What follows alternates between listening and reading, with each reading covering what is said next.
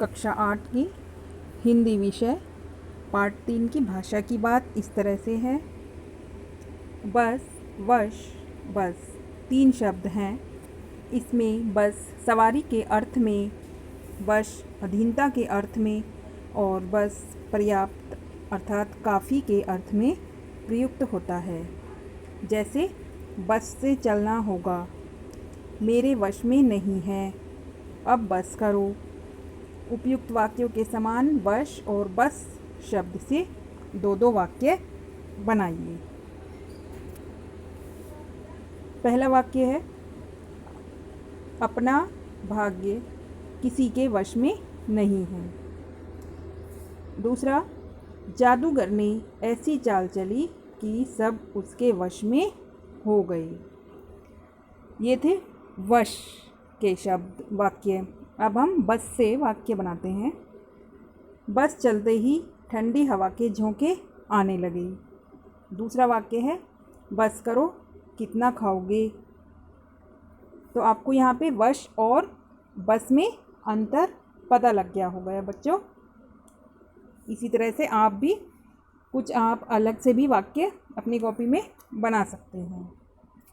अगला प्रश्न है, हम फौरन खिड़की से दूर सरक गए।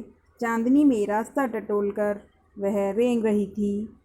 दिए गए वाक्यों में जो आए, सरकना और रेंगना जैसी क्रियाएं 2 प्रकार की गतियां दर्शाती हैं।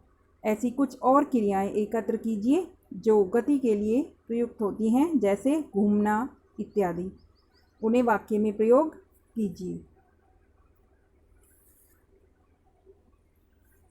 गतिविधियां दर्शाने वाले कुछ शब्द ये इस तरह से हैं, दौड़ना, चलना और टहलना। दौड़ने का वाक्य, मुझे तन्नू का दौड़ना अच्छा लगता है। चलना, कमजोरी के कारण दादाजी का चलना मुश्किल था। टहलना, प्रातःकाल टहलना स्वास्थ्य के लिए लाभदायक है।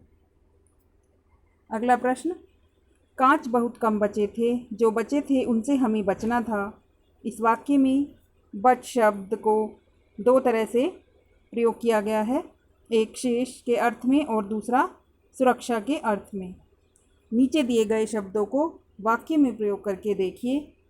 ध्यान रहे, एक ही शब्द वाक्य में 2 बार आना चाहिए और शब्दों के अर्थ में कुछ बदलाव होना चाहिए, जैसे जल और हार।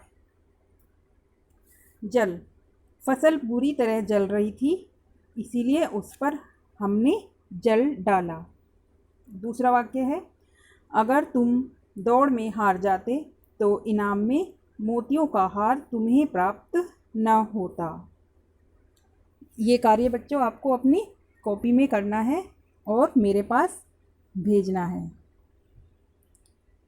धन्यवाद।